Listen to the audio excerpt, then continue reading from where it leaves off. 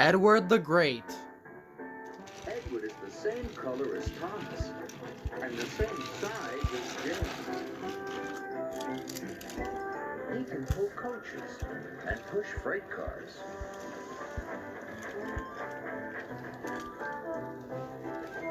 And he often works as a back-end. But Edward is old, and not as strong as the other engines. So sometimes Edward feels left out. The Duke and Duchess of Boxford came to visit their new summer house. They came on their own private engine called Spencer. Spencer is big and silver and very fast. When Spencer pulled into Narrator, his driver had exciting news for him. "You have beaten Gordon's record," he said. "Of course," boasted Spencer. "I'm faster and finer than all the engines on Sodor put together." Sir Topham Hatt's engines were very cross. "Spencer's just a big silver show-off," sniffed Gordon, and everyone agreed. Sir Topham Hatt spoke to the engines. "Spencer will take the Duke and Duchess to their summer house. Another engine will take their furniture." Sir Topham Hatt's engine saw the chance for a race. "Please, sir," said Thomas, Percy, Gordon, and James all together. "May I go?" "You all have other work to do," boomed Sir Topham Hatt. "Edward will take the furniture." James and Gordon groaned. "Fancy sending a back engine to do an express engine's job," sniffed Gordon. "He'll lose the race and let the whole railway down," said James. Thomas and Percy were cross. Edward was their friend. "Spencer has a bigger boiler," said Thomas, "but that just means more hot air."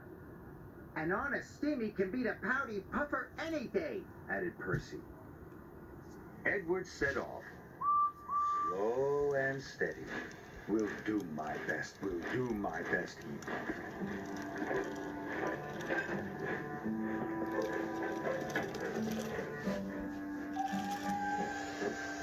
Spencer set off and quickly passed Edward. "I've won already," he boasted. With a whoosh, he was gone.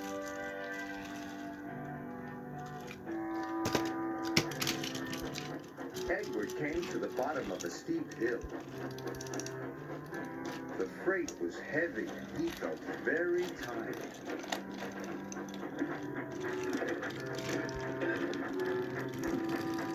He huffed and he puffed and was soon at the top. He could see Spencer in the distance and chased him at once. Edward raced down the hill.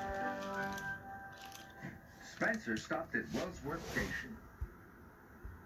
The Duke and Duchess wanted to buy some tea and cakes from the refreshment lady. Edward teetered into view. "Hurry, old boy," asked Spencer. "Can't have you finishing too far behind me." Edward wished he could have a rest too, but the station master and the porters had heard about the race. "Hooray for Edward!" they cheered. Edward picked up steam and proudly puffed past Spencer. But then the Duke and Duchess finished their tea, and Spencer was off in a flash. He roared past Edward. "Fastest and best, fastest and best," he boasted. Edward was nearly out of puff. The furniture felt heavier than ever.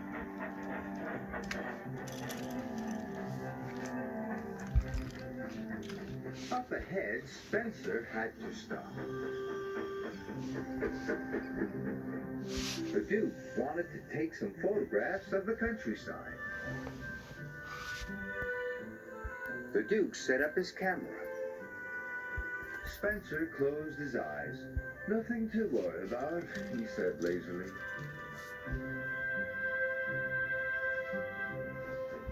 Gordon Gordon was returning to Brendam Docks.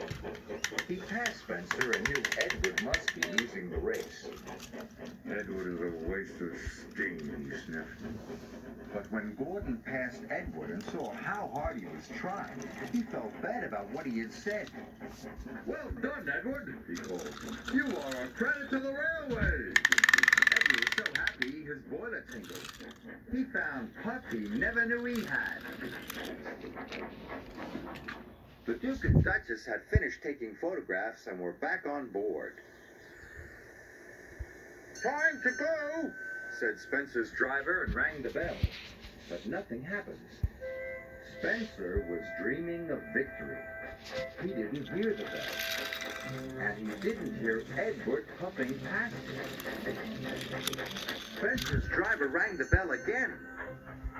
When Spencer finally opened his eyes, he could see Edward heading towards the summer house.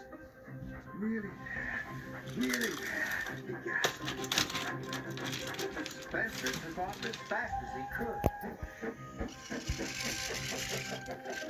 But as he reached the siding, his driver ordered him to slow down. "These are old tracks and you are a very heavy engine," he said. "You must go slowly." Spencer had no choice. He had to slow down. And he trundled slowly down the siding. With every click and every clack, he knew he had lost the race. Edward puffed toward the summer house. "I've won," he gasped. "I did it!" Edward felt like a really useful engine. "Hooray! I've won!" he cheered loudly. Edward felt like the pride of the Sodor Railway, and he was right.